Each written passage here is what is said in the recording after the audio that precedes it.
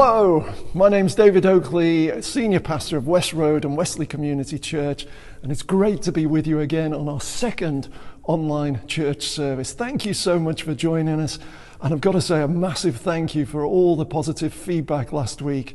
A whole group of people worked so hard in the background, and your messages of encouragement via email and social media just really gave the team a lift here at church. So thank you so much. And also today, I just want to say a big welcome. Something we like to do here at church is welcome people into membership. And we were going to do it officially as part of our gathering. But obviously we can't do that in the current climate. But John, Debbie Campbell and their son Jack want to become members of our church. They're a couple of people who basically went along to Alpha a few years ago, discovered Jesus, responded to Jesus, and they've been getting stuck into church ever since. And they've decided to make this their church family. So I'm speaking to you, John, speaking to you, Debs. Massive welcome to you and to little Jack as well, even though he's not so little anymore. He's a big teenage boy. So we're delighted you've decided to join our church. And membership and partnership with the church, of course, is so much more than just signing a few statements about belief. It's about giving, it's about serving, it's about connecting with the church family. And I thank you that you guys are really doing that at so many levels, with the kids, with the services, with the welcoming. It's just great to have you on board. So any of you out there who want to be partners of our church, be part of our membership here, if you want more information, do get in touch. But for today, let's make sure we do a little round of applause in our homes and say welcome to John, Debs and Jack. Okay, thanks again for joining us today. We're finishing off our series on the book of Jonah, where we're asking this question about when's it fair and when's it unfair, and looking at God and saying this is unfair in our time and our situation currently. And so one of the questions I just want to prompt our thinking today is this idea of what is your priority at the moment? During this time of lockdown, just this time of pandemic, what is your priority? And you might say to me, David, that's a dead easy answer. It's getting toilet roll. It's getting pasta. It's staying safe. Well, that's okay for the short term. But long term, is that really what life's going to be about? Just getting some more toilet roll and storing it, or more pasta, or just trying to stay safe? Or is there something more that is required of us? Well, as we look at Jonah chapter 4, we're going to see that God has a priority.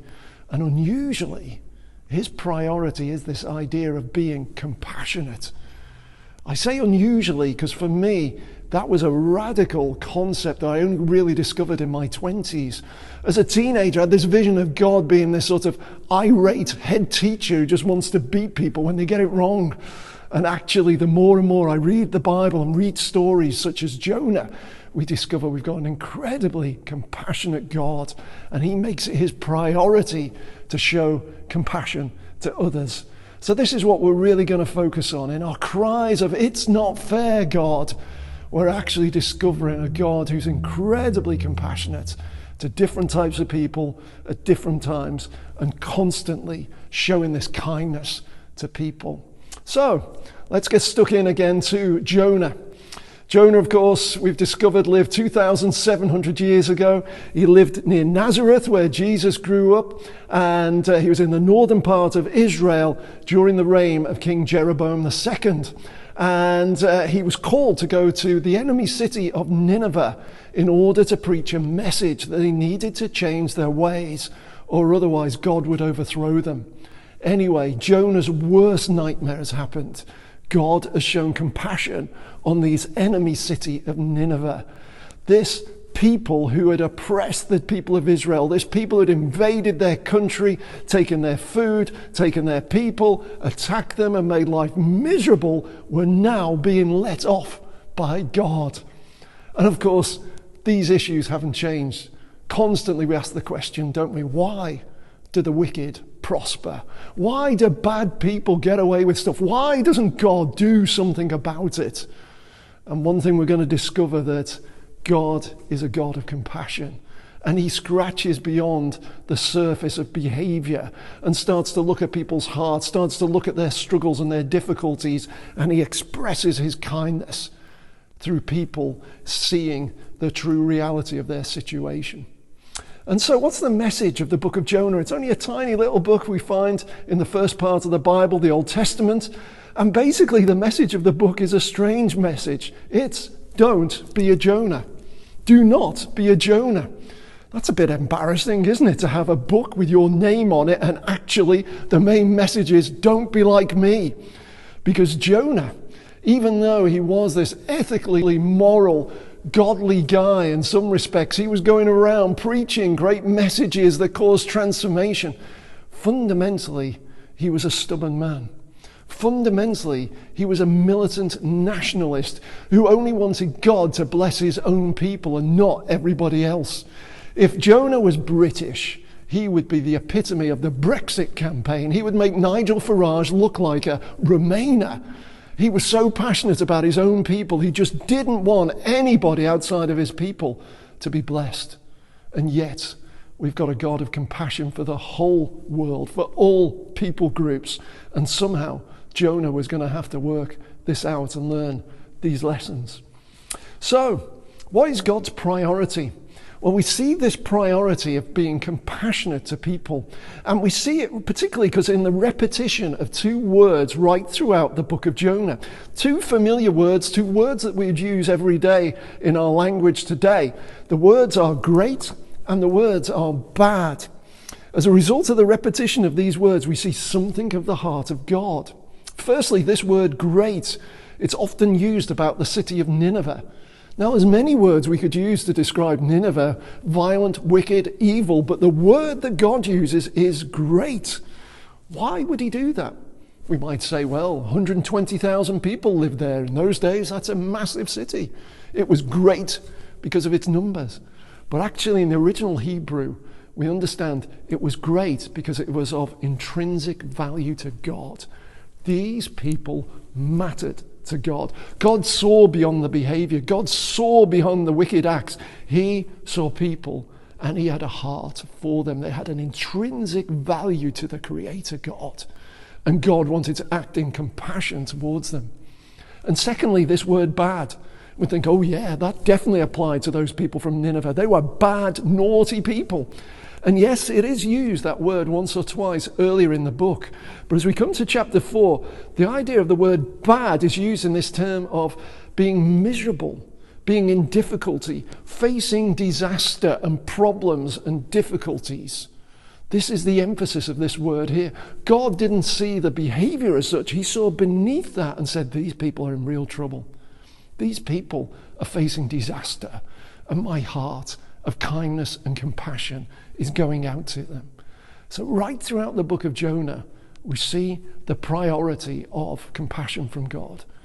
God's constant compassion, we saw last week, was seen in giving the people a second chance.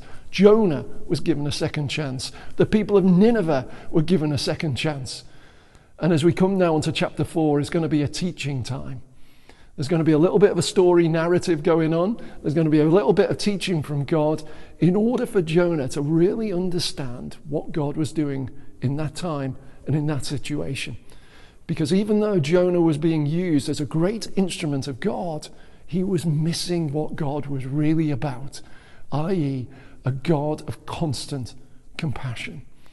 I don't know about you, but as I read this story, I'm greatly encouraged.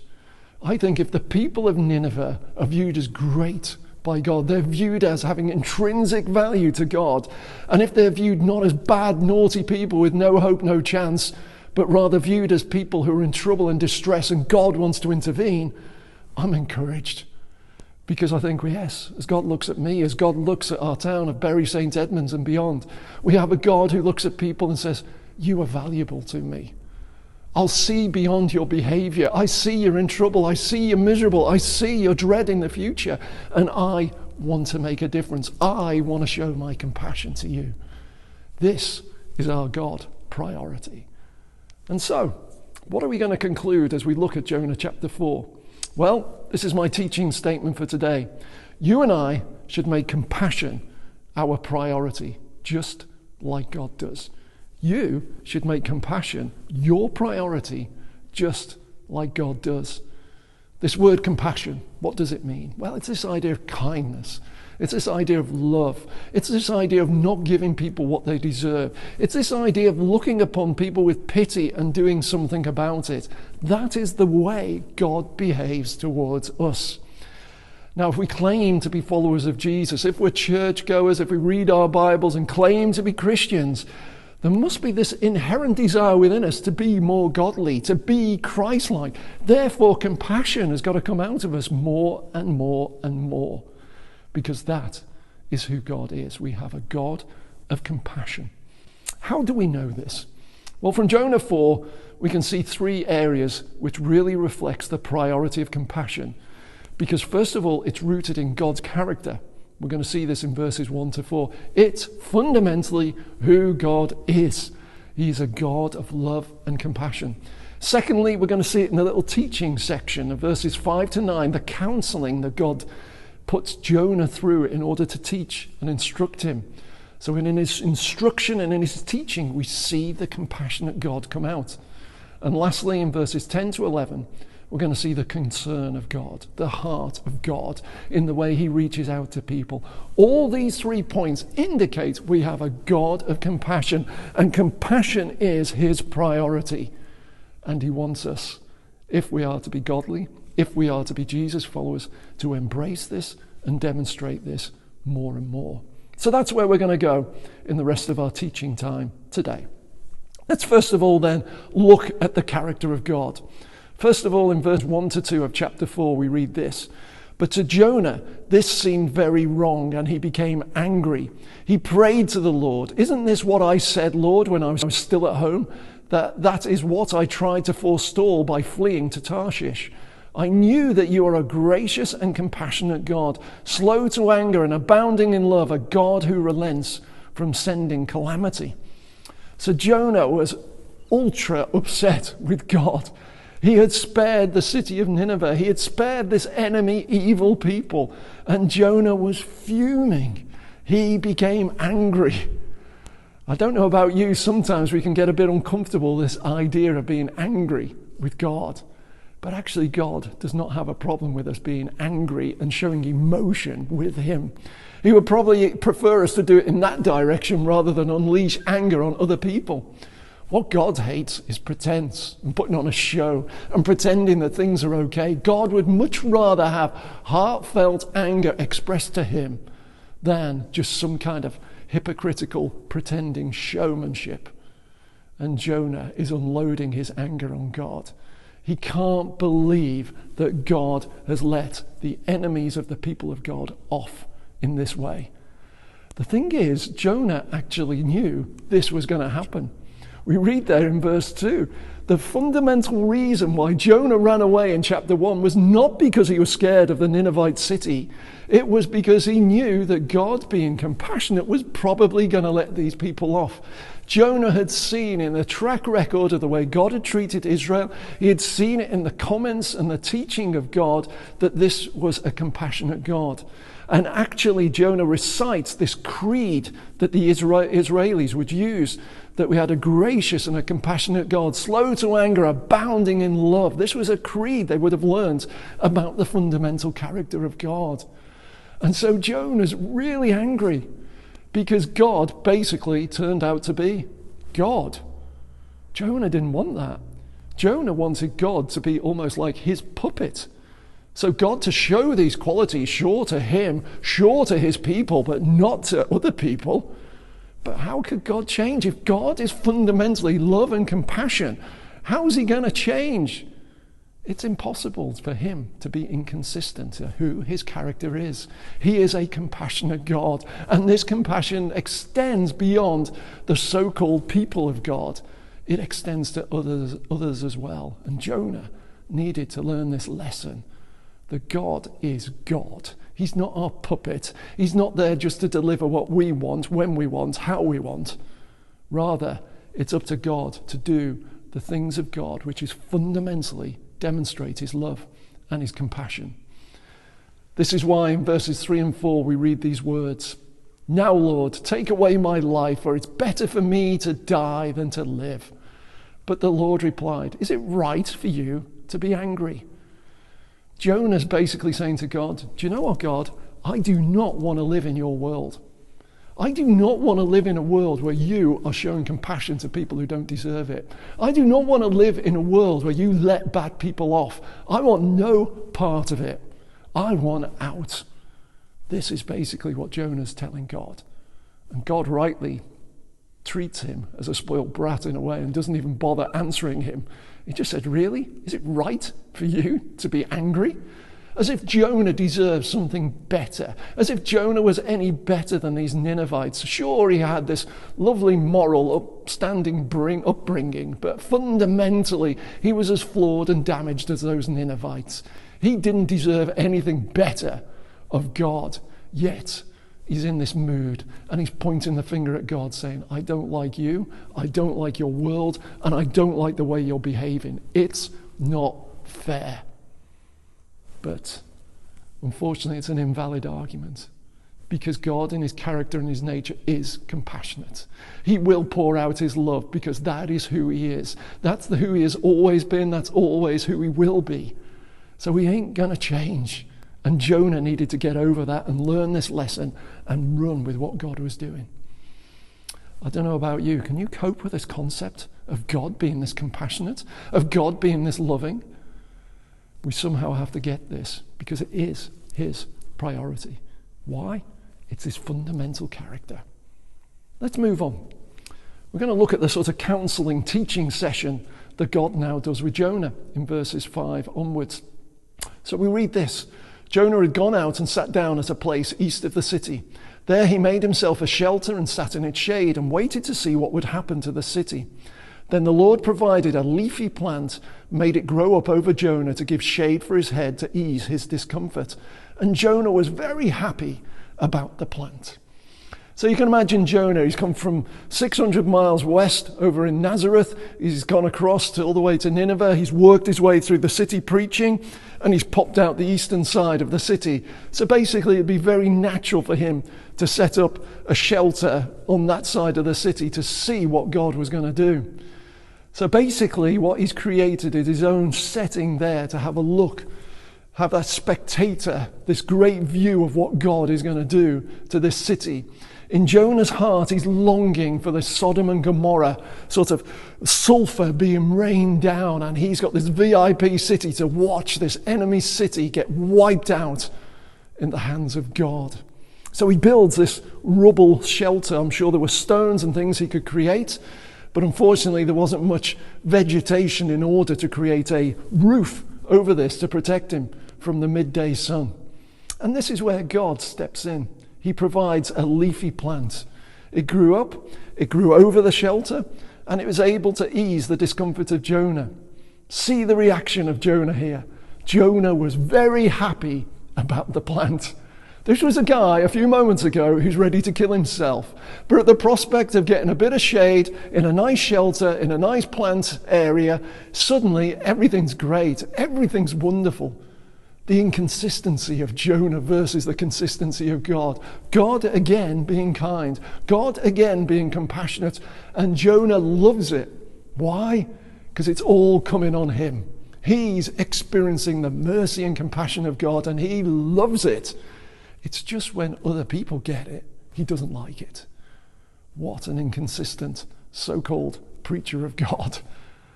I don't know about you. I'm hopeful. Jonah takes time out. Jonah takes some time to reflect. Jonah takes some time to observe what's going on. And even though his attitude stinks, even though he's sulking and stubborn, God still teaches and instructs him in that place. Why? Because he is stopping and taking some time to reflect. So even though his attitude was dreadful, still when we take time out to observe and look and slow down the pace of life, we can see things that God is teaching us. And maybe during this pandemic time where we're locked down in our homes, not much to do maybe with work and things like that, maybe God's just saying, this is our time to stop and reflect and see what I'm doing and be open to the things I'm teaching. Jonah definitely needed this time. He had a long, long way to go to grasp the compassion of God.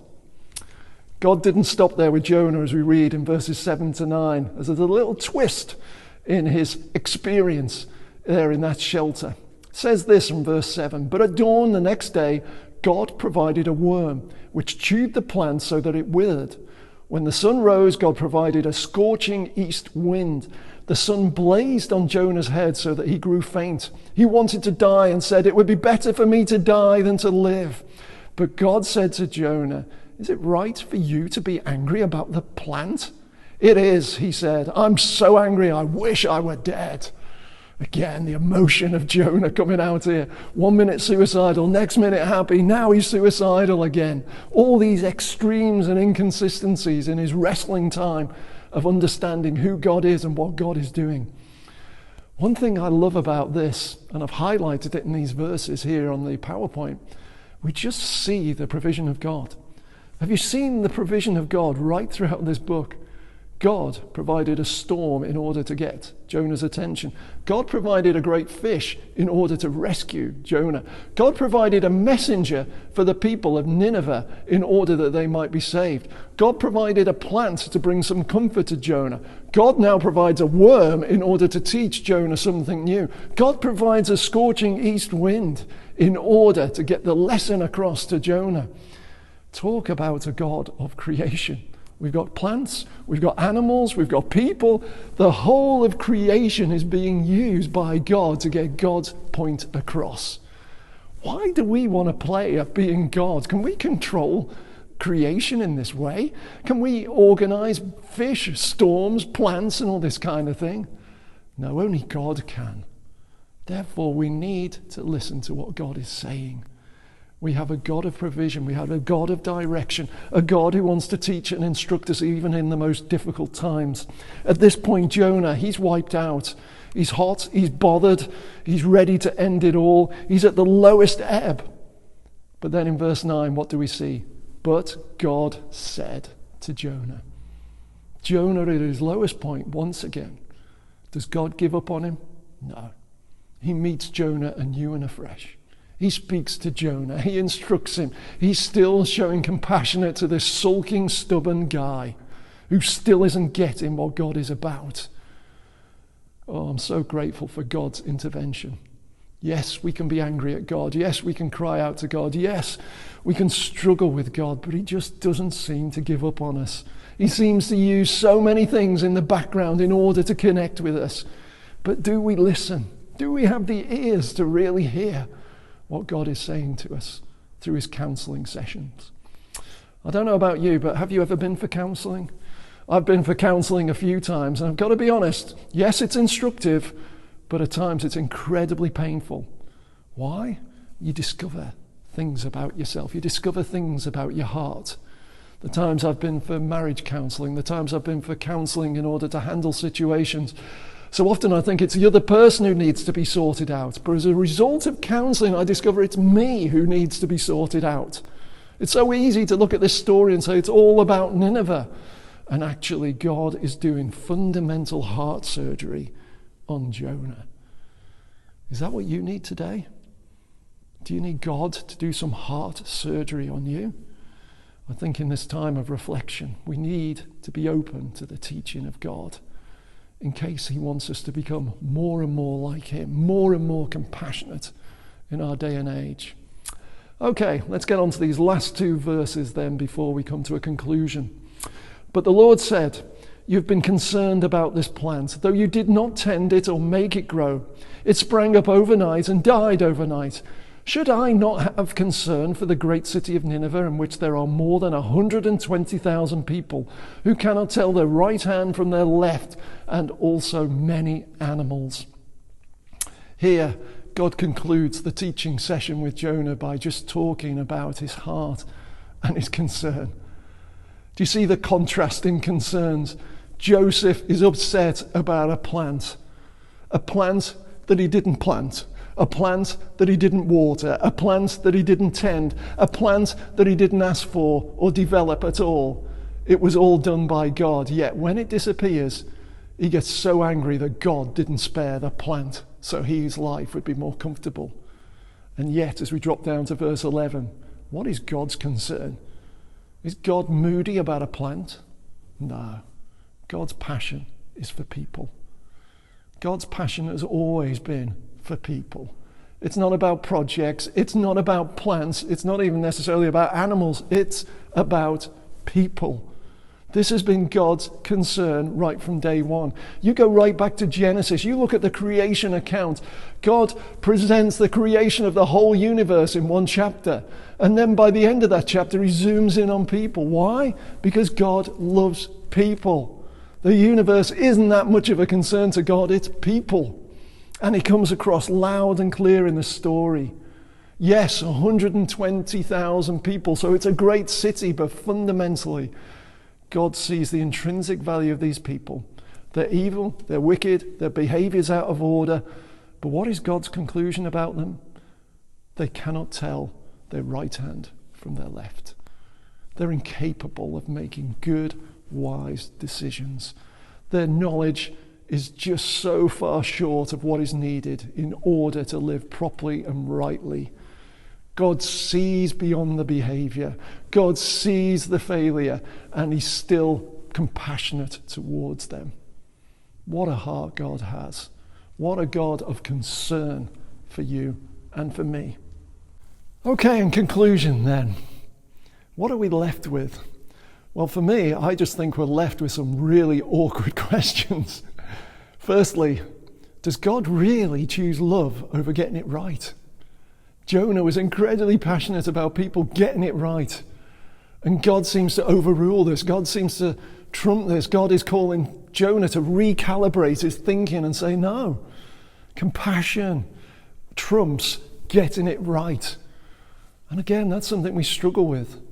You know, I love it when people get it right. I love to show love to people who get it right. My difficulty is showing love to people who don't get it right. And yet, this seems to be a fundamental concern of God, that he chooses love over getting it right. And secondly, do we really choose self-comfort and things over people? Isn't this what came out with Jonah in chapter 4? Oh, he loved his leafy shelter overlooking this VIP box overlooking Nineveh to see if God's going to blow it up and wipe it out like Sodom and Gomorrah. Oh, lovely and comfortable and great. You know, things, self-comfort, forget the people. Can we sometimes be like that?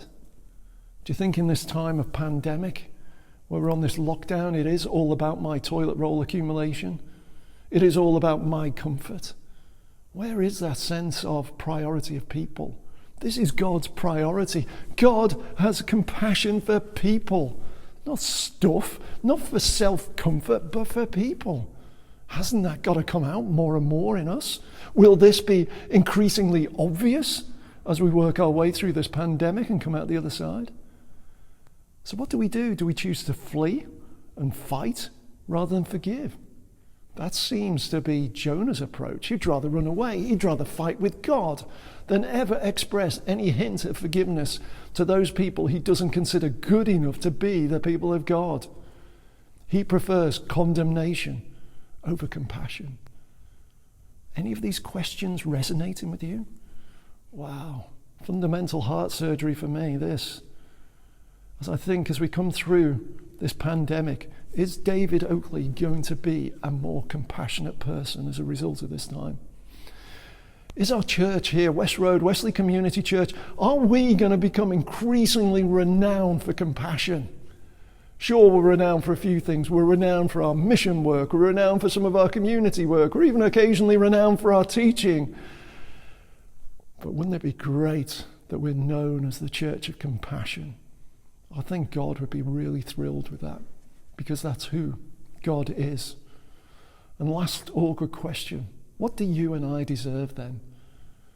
Sure, we love to point the finger and say people like those Ninevites, those naughty, bad, evil, wicked people, oh, they deserve what's coming to them. Yet sometimes we fail to look at ourselves and see what God is doing in us and what needs to be done in us.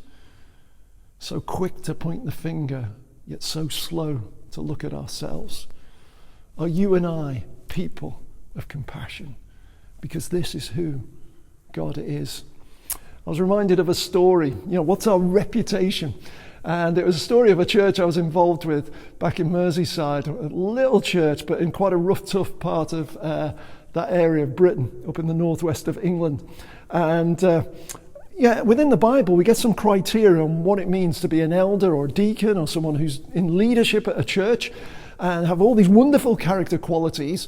But in this particular area of the northwest of England, we had an additional quality that was required of an elder and deacon, and that was the ability to guard the cars outside the church building. Anything that wasn't nailed down, screwed down, got stolen in that area. Cars, radios from cars, anything got pinched. And so it used to be part of our elders' or deacons' duties that we'd sit outside in the car park and guard the cars whilst the church service went on. And I was reminded of one time where a thief tried to steal one of the cars. And pastor at the time, he managed to grab the thief and wrestle him and get him to the ground. And actually he was just sat on him while we called the police to come and arrest the guy. And I remember just hearing this thief just shouting at us, said, "Hey, you're meant to be Christians. Where's your compassion? Where's your mercy? Let me go, let me go. You're meant to be godly people. Let me go. Show some compassion, will ya?" And with all these shouts, this is what the world expects of Christian people. This is what God expects of Christian people, that we are people of compassion. Is it true for you? Is it going to be increasingly true for you and me in these coming days of difficulty and struggle, and then in the re-emergence as the new normal comes out of this pandemic?